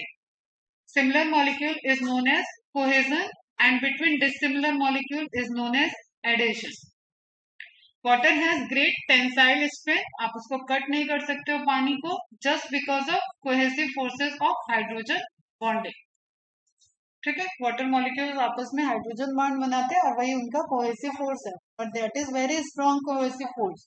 तभी आप नदी के बहते हुए नदी की धारा का डायरेक्शन बदल सकते हो, लेकिन आप उसके पानी को काट के टुकड़े में नहीं बदल सकते। बाढ़ आई तो आप ऐसा नहीं कर पाओगे कि पानी को काट दिया और इस साइड हम नहीं आना, वहां पे आपको कोई बैरियर बनाना पड़ेगा। तो आप चाहे रिवर फ्लो पे देखो, घर पे थोड़ा सा पानी गिरा के भी ऑब्जर्व करो, कहीं पे भी आप पानी को कट नहीं कर सकते, वो खुद एवापरेट हो जाएगा और भले ही 2 बॉडी में कन्वर्ट हो जाए। ठीक है, जैसे मैं तुम्हें इकोलॉजी में पढ़ाऊंगी, इवोल्यूशन में भी तुम पढ़ोगे कि किसी कोई फॉरेस्ट है, वो फॉरेस्ट के बीच से बगल से नदी जा रही थी, नदी की एक और छोटी नदी बनी और वो उस फॉरेस्ट के बीच से आ गई, तो इसको बोलते हैं जेनेटिक ड्रिफ्ट। अब एक फॉरेस्ट जो पहले एक था, लोग एनिमल इस साइड से इस साइड जा रहे थे, अब एक्सेप्ट बर्ड, कोई इस साइड से उस साइड नहीं जा सकता, रेंग के जाने वाले भी नहीं जा पाएंगे। एक्वेटिक तो पहले ही एक्वेटिक होगा, वो धरती पे क्यों आएगा, वो तो नदी में ही घूम रहा होगा। ठीक है, या जो नदी के छोटी नदी है तो नदी को पार करके जाए, पर एक जेनेटिक ड्रिफ्ट आ जाता है इवोल्यूशन में, अब ये ए और बी कंपोनेंट में कन्वर्ट हो गया। तो you will read this different different chapter में देखोगे, यहाँ पे सिंपल हमें बात करनी है कोहेसिव और एडेसिव फोर्स की। Adhesive force works between water molecule, और किससे एडिशन करना है आपको, पाइप की वॉल से। पाइप की वॉल क्या है, जाइलम वेसल का वॉल, और पानी कहाँ से जाएगा, जाइलम वेसल के ल्यूमेन से। ये भी क्वेश्चन है, कैविटी से वाटर जा रहा है, और एडिशन किसके साथ शो करेगा, जो वॉल है। ठीक है, सिंपली आपके भी आप पाइप से जब देते हो तो पानी टच कहाँ तक करेगा, वॉल तक टच करेगा, और बीच से जो जा रहा है वो उसका स्पेस है। The two forces ensure that the column of water is not broken or pulled away from xylem vessel walls. ठीक है, वॉल को छोड़ के बीच में से पानी जाए ऐसा भी नहीं हो सकता, पूरा पानी फिल होगा। यहाँ आपने पाइप ऐसे लेटा रखा है तो नीचे से आपका आधा पानी भरता हुआ दिखेगा, आधा पाइप से पानी जा रहा है अगर आपने फ्लो कम कर दिया, और जब आपने फ्लो पूरा कर दिया तो जितना डायमीटर है आपके पाइप का वो पूरा आपको पाइप दिखेगा। The magnitude of cohesive force of water is 350 ATM. यहाँ से आप थोड़ा सा नोट करना स्टार्ट, ये पूरे कोहेसिव फोर्सेस का वाटर में मैग्नीट्यूड क्या है, 350 एटमॉस्फेरिक प्रेशर। ओके, अब आप देखो निगेटिव करने के बाद भी कितना ज्यादा बचेगा। Continuity of water column, These are so many forces. There are so many forces which try to break the water column. तो आपको निगेटिव इन्वायरमेंटल इम्पैक्ट क्या क्या है वहां पे वो भी ध्यान दें। तो 350 एटमॉस्फेरिक प्रेशर हो गया, आपको मैग्नीट्यूड मिल रहा है जो कोहेसिव फोर्स से वाटर आ रहा है। अब इसको रोकने वाला कौन कौन है? एक होता है ना कि हाँ भाई हीरो एंटर किया, हीरो को रोकने वाला कौन कौन है और उसको कहाँ तक जाना है। तो वो अपना लड़ते भिड़ते गिरते फिरते मरते जगते, एकता कपूर का सीरियल होगा तो दूसरा जन्म भी आ जाएगा और वो पहुंच ही जाएगा लास्ट। ठीक है, तो इट डिपेंड्स कि कॉन्सेप्ट क्या चल रहा है। तो वही आपको ध्यान है कि रेजिस्टेंस क्या क्या है, क्या क्या निगेटिवली इम्पैक्ट करे। एक तो वेट ऑफ वाटर कॉलम, ठीक है, जो थिकनेस है। अब आप थिकनेस में आपको क्या रखता है, अभी इमेजिन करते वक्त आप स्टेम की थिकनेस लाओगे दिमाग और वहीं गड़बड़ हो जाएगी। हम जाइलम की बात कर रहे हैं, जाइलम की थिकनेस पे रहो, और स्टेम के अंदर बहुत सारे ऐसे जाइलम एक साथ पानी को ले जाने, तो जाइलम के ल्यूमिन की थिकनेस आपको एज्यूम करनी है, नॉट द स्टेम थिकनेस। तो वेट ऑफ वाटर कॉलम जो उसका थिकनेस होगा, और जितना वाटर कॉलम उससे ऊपर आ रहा है उसका वेट। वेट ज्यादा, किसी चीज का वेट ज्यादा होता है तो वो धम्म से कैसे बैठ जाता है ना, ज्यादा दौड़ वोड़ नहीं पाता है। तो उसी तरीके से आप समझो वाटर कॉलम का अगर वेट ज्यादा है तो वो नीचे की तरफ जाएगा ना, उतना उसको खींचने में मेहनत लगेगी, तो ये निगेटिव चीज हुआ। तो it is negative. Resistance during translocation, क्या क्या रेजिस्टेंस है ये भी निगेटिव हो गया। कौन कौन रोक रहा है, that is resistance. Air present in intercellular space. अब जाइलम वेसल भी तो कैसे इंटर कई सारी वेसल के बनने से बनी थी, तो there is some kind of intercellular space, उससे भी रेजिस्टेंस आएगा, ये भी निगेटिव इम्पैक्ट करेगा। सारे निगेटिव को आप कर लो प्लस, तो ये सारे मिलके एक अच्छी खासी निगेटिव वैल्यू बना रहे हैं, कितनी, 50 एटमॉस्फेरिक प्रेशर की।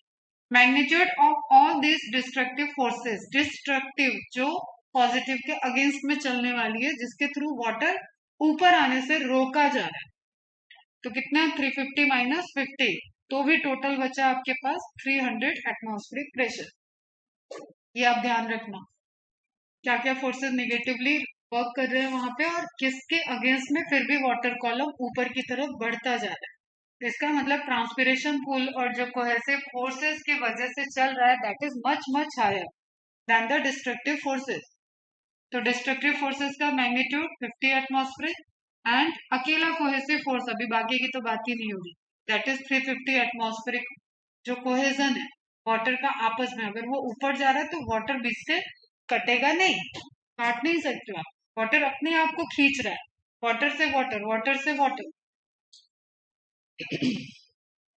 Since the force of cohesion is much greater than the stress on water column, सारे तीनों निगेटिव पॉइंट क्या हो गए, collectively you call them stress. Stress समझते हो ना, हमें स्ट्रेस हो रहा है, तो what is stress, that is stress, plant का स्ट्रेस है वो। Continuity of water column is maintain, क्योंकि ये मच ग्रेटर था, 300 है अभी भी। The water column in stem is in the form of net और रो, ठीक है, वाटर कैसे अपना एक जाल बना रहा है और अपने को ही खींच रहा है ऊपर। अभी ट्रांसपिरेशन पुल नहीं आया है थ्योरी में, अभी अपन किसकी बात की है, एडेसिव और कोहेसिव। वाटर का वाटर मॉलिक्यूल से जो कोहेसिव फोर्स है दैट इज 350 एटमॉस्फेरिक प्रेशर को जनरेट कर रहा है, एंड एडेसिव जो उसको एड ऑन करके चल रहा है, जाइलम के वॉल से अलग नहीं होने दे, अलग होगा तो भी गिर जाएगा ना, नीचे चला जाएगा। तो किसको पकड़ के चल रहा है ऊपर, you can relate it with the creeper plant, कि देयर इज समथिंग, कोई सपोर्ट चाहिए, वाटर जा तो रहा है लेकिन उसकी एक बाउंड्री कि वो कहाँ से जा रहा है, तो जाइलम वेसल के वॉल से भी टच होके जा रहा है, और एज ए रिजल्टेंट क्या बना दिया उसने, रस्सी नेट लाइक स्ट्रक्चर बना लिया और वो नहीं टूट रहा है। यहाँ तक समझ में आ गया। अब एनसीईआरटी में आ जाओ, थोड़ा रिलैक्स हो जाओगे, फिर बाहर चलो। इसलिए मैंने कल बैठ के एनसीईआरटी की स्लाइड बना ली है, मेरा सर दर्द हो रहा है, मैं पढ़ाऊँ कैसे, बीच बीच में एनसीईआरटी डाल। Despite the absence of a heart, heart नहीं है उसके पास, प्लांट के पास, कि जो उसको पंपिंग मशीन की तरह काम करे। एक बार पंप किया तो आपके पैर के नाखून तक जा रहा है ब्लड, आपको थोड़ी ना, आप थोड़ी उसको धक्का दे रहे हो, कुछ कर रहे हो क्या, हार्ट अपना काम कर रहा है। आपकी मर्जी, आप लड़ाई करो, झगड़ा करो, सो उठो, वो तो ना हड़ताल पे जा सकता है ना कुछ कर सकता है, ठीक। तो हार्ट अपना काम कर रहा है, इसलिए आपको अपने सर्कुलेटरी सिस्टम की इतनी कोई टेंशन नहीं होती। लेकिन प्लांट के पास इस तरीके का कुछ नहीं है. So despite the absence of heart or a circulatory system in plant, the upward flow of water through the xylem in plants can achieve fairly high rates up to 15 metre per hour. आपको एक calculation के लिए दिया था, I hope कि अभी तक भी नहीं हुआ. हो गया. माइक्रोमीटर वाला जो डिस्टेंस था उसको कैलकुलेट किया तुम लोग? किया तो बताओ, नहीं तो आज मैं करती हूँ फिर देखती हूँ. मैंने उसको निकाला तो था एक बार. अभी चलो खैर, यहाँ पे आ जाओ. 15 मीटर पानी जा रहा है 1 घंटे में, जो कि रूट प्रेशर से तो नहीं होने वाला था, मतलब डिफ्यूजन से नहीं होने वाला था. इतना आपको मिलेगा उसका data. How is this movement accomplish? कैसे हो रहा है ये movement? A long standing question. सालों इस पे बहस चली है, मतलब 400-500 साल की हिस्ट्री है इसके पीछे. बादल से पानी लेने की थ्योरी से भगवान जी की मर्जी से लेके साइंटिफिक थ्योरी आती गई, एंड सब डिनाई वाइटल थ्योरी, और वो सब डिनाई होते होते इवन जेसी बोस की थ्योरी डिनाई. ठीक है. तो ये सब थ्योरीज डिनाई होते होते तब इसका आंसर मिला कि this is the cohesion tension transpiration pull model which is based on cohesive adhesive surface tension and transpiration pull. सारे फैक्टर उसमें आएंगे तब वो पॉजिटिवली मतलब पुल डायरेक्शन में ऊपर की तरफ पूरा वाटर कॉलम मेंटेन. अब ये 150 मीटर की हाइट तक भी पानी ले जाने के लिए सफिशियंट है. अ लॉन्ग स्टैंडिंग क्वेश्चन, इसका मतलब सिर्फ ये है कि सालों साल से ये क्वेश्चन था, is whether water is pushed or pulled through the plant. Most researchers agree that water is mainly pulled through the plant and that the driving force for this process is transpiration from the leaves. और इस पे इसका अभी तक का जो solution है और जिसपे वर्क हो चुका है, जो आगे कोई नई थ्योरी आ सकती है, लेकिन अभी ये माना जाता है कि मेनली टॉल जो प्लांट है वहां पे ट्रांसपिरेशन को मेनली वर्क कर रहा है, and root is just like a passage. क्योंकि ऑप्शन वही है, रूट हेयर के थ्रू ही आएगा वाटर. तो रूट कैसा हो गया वहां पे? Passively transport. कल मैंने बताया कि root act as a passage, रास्ते की तरह एक्ट कर. This is refer to as cohesion tension transpiration pull model. सारे वर्ड समझ में आ रहे हैं. एडिशन हम और एडिशनली बोल रहे हैं.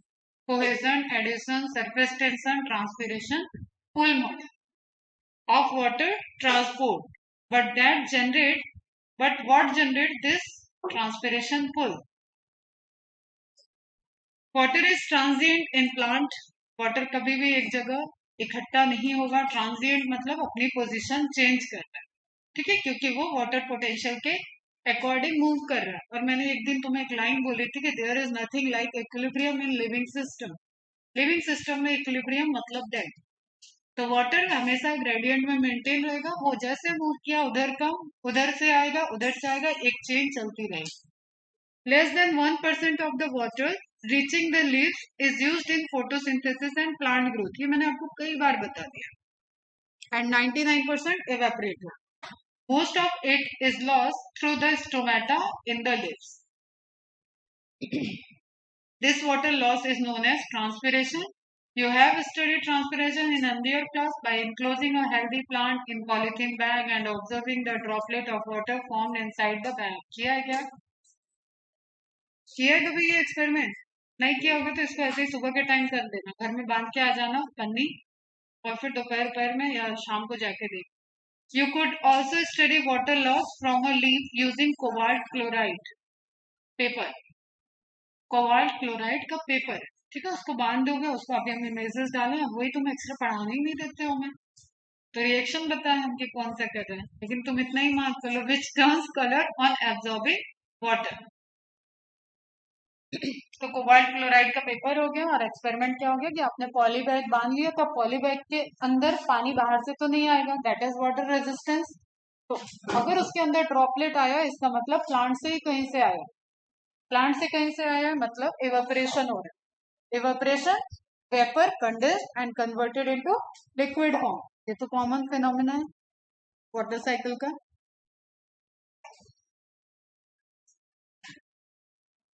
ठीक है, तो रेजिस्टेंस आप समझ रहे हो. जो ट्रांसपिरेशन पुल है वो हम कई बार और बता चुके हैं आपको. That is generated by the stoma. Stoma, stomatal cavity, nearby intercellular space, nearby mesophyll, nearby venlet, then vein, then midrib and then petiole, फिर branch, then आपका आ जाएगा स्टेम। तो इस तरीके से वाटर की सप्लाई एक मेंटेन किया जा रहा है। एक हमने पहले जो इमेज दिखाई थी उसमें हमने नीचे की तरफ एक मशीन लगाई थी। Now it is what like अ कुएं से रस्सी डाल के पानी खींचते हैं ना ऊपर, कुएं, कुआं समझते हो, वेल, वेल ही बोलते हैं ना, हाँ ठीक है, रस्सी डाल के पानी खींचते हुए देखा है, ऐसे सब पूरी। भाई ये इमेज समझ में आ रही है? कुआं देख रहा है ना, कुएं में रस्सी में बकेट लगा के जब पानी निकाल के पानी पीते थे, उस जमाने की बात याद करो। तो इसके लिए कौन प्रेशर लगा रहा है? ऊपर जो बैठा है वो ना, वो रस्सी को खींचेगा और इसमें पानी भरा है तो वो ऊपर आता जाएगा। तो that place, that path is stem. और ये जो प्रेशर लगाने के लिए बैठी है मैया जी, ये कौन है? लीफ। ठीक है, तो ऐसे सारी लीफ इस तरीके के प्रेशर लगा रहे हैं जिसको आप बोलते हो full pressure, and it is negative pressure क्योंकि ये खींचने वाला pressure. Leaf, stoma, mesophyll, when, xylem और रूट, तीन जगह से आपका एसोसिएशन आपको बहुत अच्छे से समझ में आ गया। मॉर्फोलॉजी पढ़ चुकी है, एनाटॉमी पढ़ चुकी है, एसोसिएशन समझ में आना चाहिए। इसका इफेक्ट इस पे, इसका इफेक्ट इस पे, इसके अंदर टिश्यू है, vascular bundle, and finally it exerted on the root hair की और पानी और पानी और पानी और पानी, और ये ट्रांसपिरेशन हो रहा है, एवापरेशन हो रहा है, और एक पूरा यहाँ पे वाटर कॉलम बन जाएगा। क्लियर है? हाँ, पतझड़ जब होती है तब रेट ऑफ ट्रांसपिरेशन ही लो हो गया, तो नीड ही नहीं है। तो जो ग्रो करने के लिए जितना चाहिए वो फिर अब क्या होता है, लोकल इवोपरेशन भी, अभी हम इसी में तुम जाओगी थोड़ा सा और, ठीक है। और अनदर ट्रांसपिरेशन भी है जो स्टोमेटा के थ्रू नहीं हो रहा, लेंटिकुलर याद है, इंट्रासेलुलर, इंटरसेलुलर इवेपोरेशन वो याद है। तो हर जगह जहाँ पे लिविंग है, इंटरसेलुलर स्पेस है, वहां पे ग्रेडियंट वाटर का इवेपोरेशन से क्रिएट होगा। बस अमाउंट ऑफ वाटर अब रिक्वायरमेंट कम हो जाए क्योंकि गैसेस एक्सचेंज ही कम हो चुका है, ट्रांसपिरेशन कम हो गया। तो नीड तो वैसे ही 1% की थी, तो जो 99% इवेपोरेट हो रहा है उधर से आप कम कर लो, और सारा जितना नीड है वो तो चाहिए ही चाहिए, वाटर तो चाहिए। ओके, जब तक लिविंग है तब तक वाटर चाहिए क्योंकि स्प्लिटिंग ऑफ वाटर से ऑक्सीजन रिलीज होती है। एक चीज आप ये अपने माइंड में रखो, चाहे आपके बॉडी में जो ऑक्सीजन, जो आपका प्लांट ऑक्सीजन बना रहा है फोटोसिंथेसिस में mainly, that is also photosynthesis की बात कर रही हूँ, फिर वहां पे ऑक्सीजन जो रिलीज हो रही है जिसको आप इनहेल कर रहे हो, that is due to splitting of water. तो वो स्प्लिटिंग ऑफ वाटर के लिए तो पहले तो स्प्लिटिंग के लिए वाटर आएगा तभी ना। तो एक मिनिमम जो 1% प्लांट को चाहिए that is required, but rate of transpiration low हो चुका है, पतझड़ हो चुका है, पत्ती झड़ चुकी है, तो उसका अमाउंट उसी परसेंटेज में आप लो करो। फटाफट नोट करना, निगेटिव पुल प्रेशर बता भी चुके हैं, आपके पास नोट्स में रहना चाहिए। इज दस exerted by all the leaves on the xylem of stem. Direct नहीं होगा, उसका आपको फ्लो याद होना चाहिए। अगर सीक्वेंस पूछता है तो फिर आपको वही क्वेश्चन याद रहना चाहिए। Stoma, stomatal cavity, mesophyll, intercellular space, mesophyll, veinlet, vein, midrib and petiole. Leave के पूरे आपको पाइपलाइन पे देखना होगा क्योंकि वो ऐसा इजी क्वेश्चन नहीं पूछेगा। लीव्स ऑन द जाइलम, तो लीव के अंदर खुद भी जाइलम और जाइलम की चेन है इनफैक्ट। वेस्कुलर बंडल आपने पढ़ा है, आइसोबाइलेटरल हो या डॉर्सीवेंट्रल लीफ हो, दोनों केस में। द कंबाइंड पुलिंग प्रेशर कहाँ से कंबाइंड हुआ, वही जो आप सीक्वेंस पढ़ रहे हो ना बेटा। और इस तरीके की हजारों लीफ प्रेजेंट है एक प्लांट के बड़े ऊपर, तो वो सारे हजारों लीफ का कंबाइंड प्रेशर आ रहा है स्टेम के ऊपर। अब समझ में आ रही है मेरी बात? क्लियर है? तब वहां से पुल प्रेशर आ रहा है। It is strong enough to pull up the water column to great height. Water potential around -30 bar, ये भी ध्यान रखो। Has been measured in leaves born on tree top। Transpiring leaves होंगी तो वहां पे वाटर पोटेंशियल कितना मेजर होगा, -30 बार, या आप इसको किलो पास्कल भी कर सकते। Water potential has been measured in leaves borne on tree top. सबसे ऊपर की ब्रांच के एकदम, जैसे कैनोपी ट्री आप देखोगे ना, कैनोपी ट्री ऐसे होती है, ये ब्रांच, तो सबकी जो लीफ होती है, अभी जैसे इमेज था अपने पास में ये वाला लीफ ट्री का, दिस इज अ कैनोपी. तो टॉप का मतलब इसका टॉप यहाँ, इसका टॉप यहाँ, इसका टॉप यहाँ, इसका टॉप, तो एवरीवेयर टॉप. जो टॉप होगा वही सबसे ज्यादा सनरेज को फेस करता है, इसलिए वो वहां पे मेंशन है.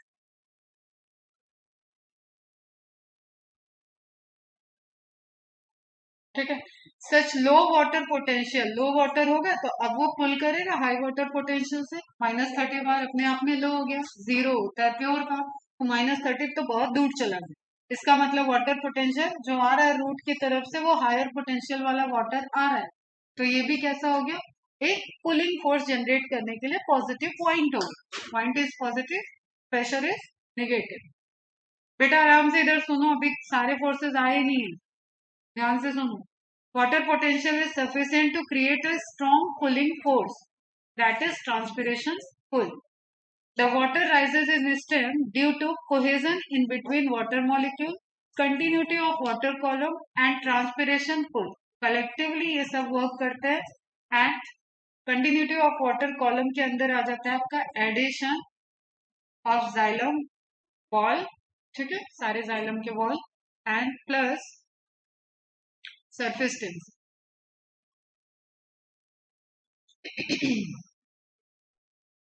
सरफेस टेंशन को एक बार थोड़ा सा समझ लो. अगर हम कह रहे हैं कि वाटर इस सरफेस पे है और इसको ऊपर के डायरेक्शन में फ्लो करना है, क्या हो गया,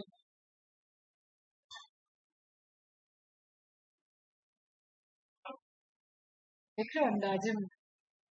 तो इस सरफेस टेंशन पे इसका टेंशन क्या है, जो यहाँ पे इन्वायरमेंटल फैक्टर इस पे टेंशन क्रिएट कर रहा है.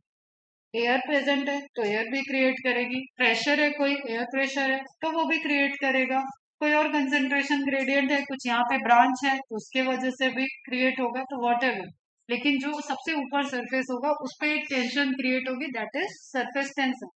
ये एडिशन, ये कोहेजन, ये सरफेस टेंशन और ये transpiration pull. Is it clear?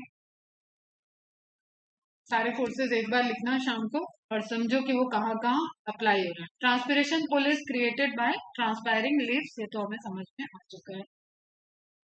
The presence of tension in water column is confirmed by dendrography. Dendrography, छोड़ो. Fritz observed that the diameter, dendrography again वही आपकी thickness, age, dendrochronology, वो सब सारी चीजें आएंगी. Fritz observed that the diameter of the tree increased in period of low transpiration and decreased during high transpiration period. This confirms tension on water column. Solander used pressure bomb technique to measure tension in stem. अब ये सब technique आप छूट जाए, gas pressure वाला भी आप रहने दो, ये भी आप स्किप करो. स्ट्रासबर्गर का आप नोट कर लो, पिक्रिक एसिड पॉइजन की तरह वर्क करता है. अकॉर्डिंग टू स्ट्रासबर्गर, पहले भी आया था जिन्होंने वाइटल थ्योरी को डिनाई कर दिया, that is Strasburger. Ascent of sap is continue after the living cell of xylem kills by the poison picric acid. Living cell को किल कर दिया तो भी एसेंट ऑफ सैप चल रहा है, इसका मतलब यहाँ पे वाइटल सेल या लिविंग सिस्टम इन्वॉल्व नहीं है, क्योंकि पिक्रिक एसिड ने किसको टारगेट किया, जाइलम पेरेन्काइमा को और मेडलरी रेस को. तो लिविंग सेल को डेड कर दिया स्ट्रासबर्गर में. नाउ व्हाट, अब रह गया आपका xylem vessel, xylem tracheid, xylem fibre. Xylem fibre का रोल नहीं है, वो मैकेनिकल स्ट्रेंथ देता है. ट्राइकेट और वेसल के पास है ल्यूमेन, कैविटी चाहिए आपको वाटर के फ्लो होने के लिए.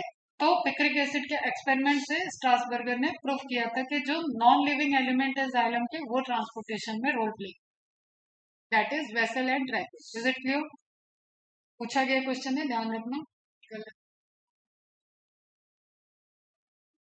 Water absorption obviously indirectly proportional होगा कंसंट्रेशन ऑफ सॉइल मिनरल का. कंसंट्रेशन हाई तो आपका पोटेंशियल हाई, मतलब वाटर पोटेंशियल लो कर दो आप, सॉल्यूट पोटेंशियल हाई हो जाएगा.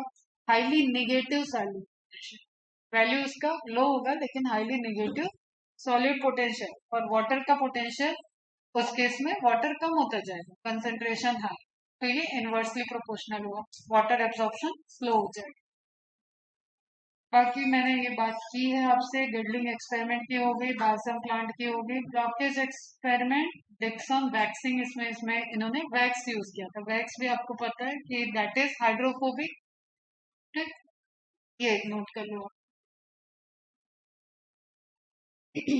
जाइलम कंडक्टिंग एलिमेंट है, अगर आपने वैक्स लगा दिया तो ऑब्वियसली वो ब्लॉक कर जाएगा। लाइक टाइलोसिस को दिमाग में ला, टाइलोसिस कोई ब्लॉकेज है, वो नेचुरल ब्लॉकेज है, आपने क्या किया, पाइप के अंदर वैक्स डाल दिया, तो वैक्स इज वाटर इम्परवियस, तो वहां से भी वाटर का ट्रांसपोर्टेशन रुक जाएगा। अब आप एक्सपेरिमेंट कर रहे हो तो आप देखोगे रिजल्ट कि वैक्स लगाने से क्या हुआ, ट्रांसपोर्टेशन हो रहा है या नहीं हो रहा है, तो रिजल्टेंट आपको मिलेगा कि ट्रांसपोर्टेशन नहीं हुआ।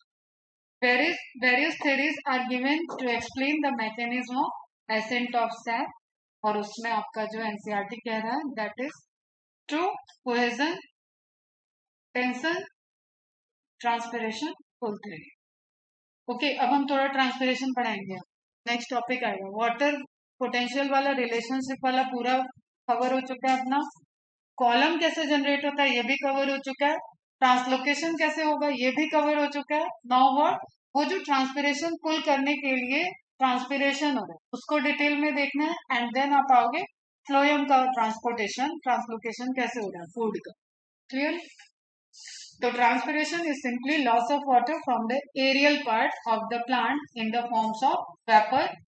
Why transpiration is known as necessary evil, इस पे कई बार बात हो चुकी है। ठीक है, प्लांट मूव नहीं कर सकता है, प्लांट को इन्वायरमेंट में खड़ा रहना है, अपने को कूल करना है, you just have to it relate with the summer season and your body response. आप स्वेटिंग करते हो, अपने को कूल फील करते हो, जैसे आप देखो कि बहुत काम किया, गर्मी हुई और आके आप फैन चलाते हो, तो आपके ऊपर पसीना है तो फैन की हवा आपको ठंडी लगती है।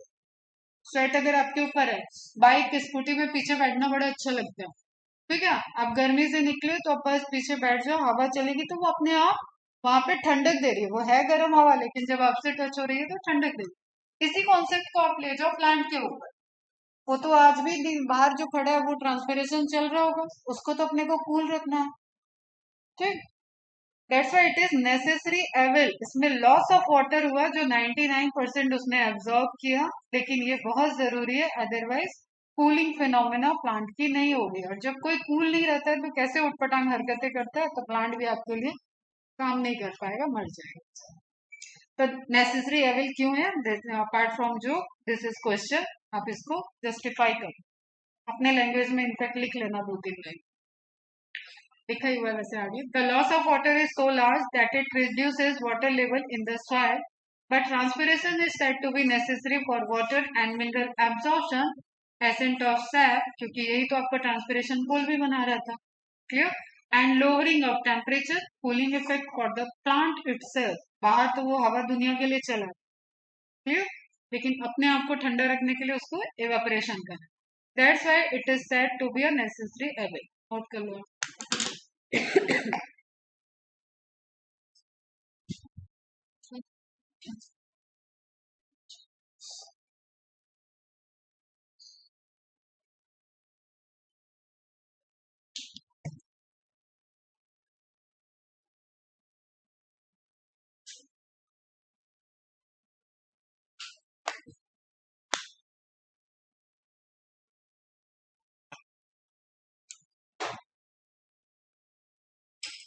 ठीक है, समझ में आ रहा है आपको? तो किसी प्रोसेस करने के लिए अगर आपने बहुत मेहनत लगाई है, आपने पैसे दे रहे हो, तो आप ऐसे ही थोड़ी ना दो, क्योंकि आप कुछ खरीद रहे हो, कुछ परचेस कर रहे हो, आप ऐसे यूं ही बांटते तो नहीं चलोगे, रोड पे गिराते तो नहीं चलोगे। तो प्लांट इतना सारा एक्सेस एनर्जी वगैरह क्यों यूज कर रहा है, जब उसको फाइनली 99% को अपने अंदर भी नहीं रखा, उसने इवेपोरेट कर दिया। That's why it is necessary evil. और ये आप अपने सब्जेक्टिव क्वेश्चन में भी लिखोगे, बढ़िया अट्रैक्ट करेगा जो भी चेक करेगा उसको। और आई थिंक ट्रांसपोर्टेशन आपके बोर्ड का टॉपिक कैसा है, 12th में प्लांट वाटर रिलेशनशिप, 12th का टॉपिक।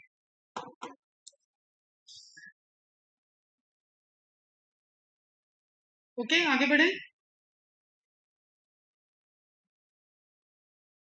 अब इनफ्लक्स और इफ्लक्स मैंने बताया था तुम्हें एक बार कि अंदर जो पोटेंशियल है वो अंदर की तरफ एंट्री कर रहा है, बढ़ रहा है, तो दैट इज इनफ्लक्स। एंड जो गैप है अगर बाहर की तरफ है, बाहर की तरफ मूव कर रहा है, उसको आप इफ्लक्स बोलते हैं। सिंपली आप ये ध्यान रखो, पोटेंशियल डिफरेंस। तो वेपर फ्लक्स, ठीक है, इसकी वजह से लिक्विड फ्लक्स नीचे के साइड में जनरेट होता है, और वेपर फ्लक्स की वजह से लिक्विड का मूवमेंट हो रहा है, दैट इज ट्रांसपिरेशन फ्लो। दो टर्म आपस में होते हैं।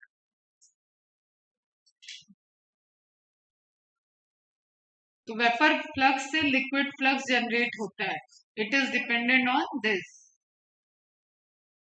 ठीक है, मतलब वेपराइजेशन से लिक्विड में एक डिफरेंसेस आ रहा है, स्मॉल डिफरेंस को फ्लक्स बोलते हैं। Potential difference is flux, physics में भी आएगा।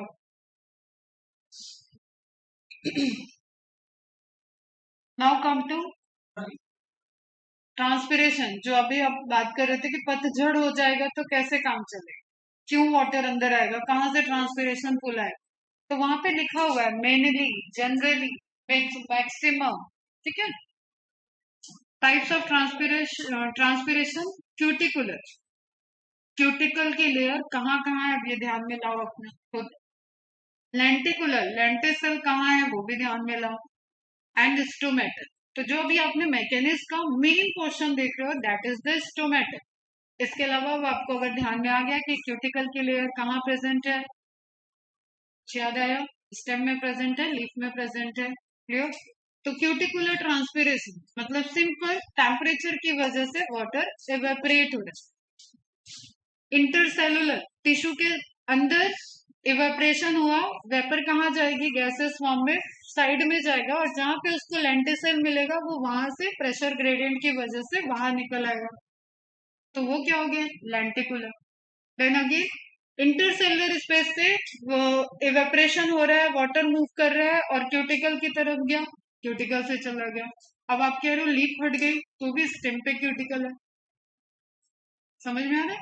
तो cuticular and lenticular, and then आपका मेन जो होता है that is stomatal.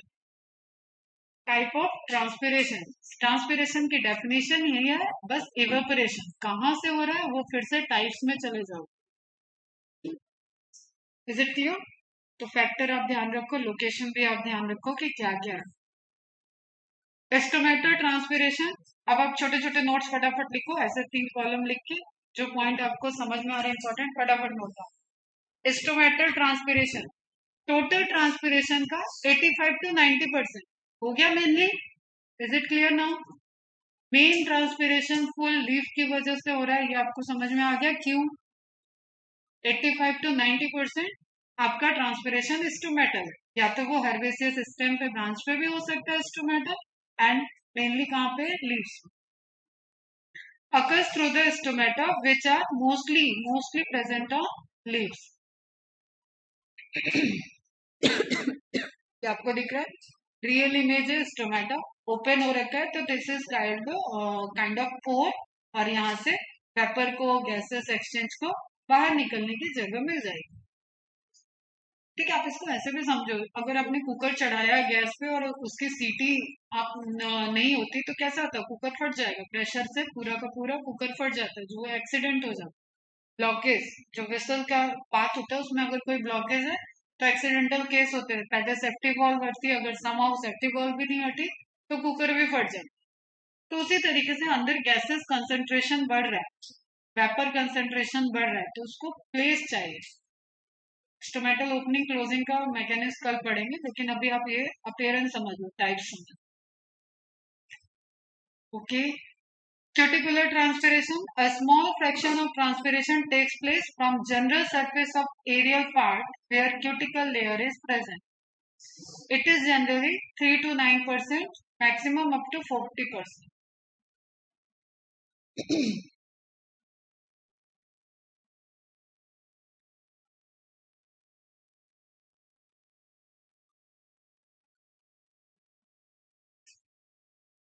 3 to 9%, 80 to 90% आपका स्टोमेटल हो गया, 3 to 9% आपका क्यूटिकुलर हो गया। Now rest of the lenticular. Cuticle की लेयर याद करो, this is not a cell, it is deposition of cell. Cutin के डिपोजिशन से क्यूटिकल की लेयर बनती है और ये ट्रांसपिरेशन को लो करने में रोल प्ले करती है, ठीक है। लेकिन ये खुद कुछ अमाउंट का ट्रांसपिरेशन भी करती है क्योंकि दिस इज सरफेस। वाटर अपना रास्ता, गैस अपना रास्ता डिफ्यूजन होकर निकाल लेगा, तो एक लेवल है जो यहाँ से भी ट्रांसपायर्ड हो रहा है। अब कभी देखो, आपने सुबह अगर कपड़ा धो के फैलाया नहीं है उसको, तो ऐसा नहीं होगा कि वो सूखेगा नहीं। आप जाओगे और अगर आप शाम तक गए हो तो आपको ऊपर का सरफेस भले ही सूखा दिखेगा, लेकिन जब आप उसको ओपन करोगे तो अंदर ऐसा भी नहीं दिखेगा कि पानी टपक रहा है। मेरे से बहुत बार होता है, सुबह भागते दौड़ते अगर चादर धोई है, बेडशीट धोई है और उसको फैलाया नहीं, तो वो कैसा रहेगा, जैसे मैंने टांगा कि सारा पानी अपना नीचे चला जाए, तो किनारे किनारे बढ़िया सूख जाएगा और दोपहर दोपहर तक जब जाऊंगी तो मुझे फैला दूंगी तो फिर पूरा बीच का भी सूख जाएगा।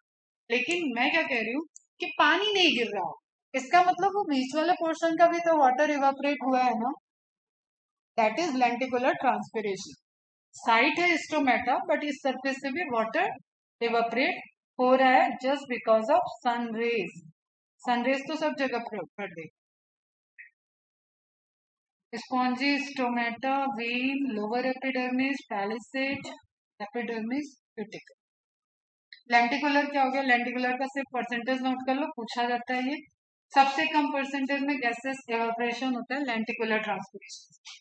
सम वाटर इज, मतलब एवापोरेशन होता है, some water is lost through the lenticels, lenticels which are present on the woody stem. Secondary growth पे चले जाओ, वहां पे मैंने आपको पढ़ा रखा है नेस्ट लाइक ओपनिंग।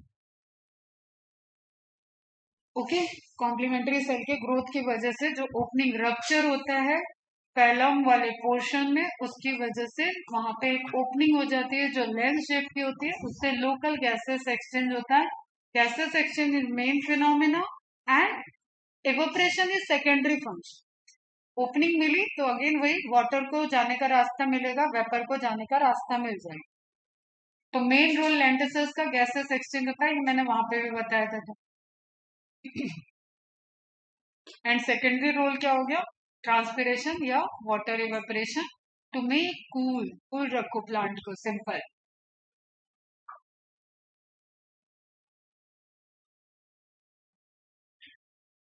ठीक है बच्चों, ठीक है। क्या है ये, बताओ फटाफट। अब क्या कहानी है, बोलो।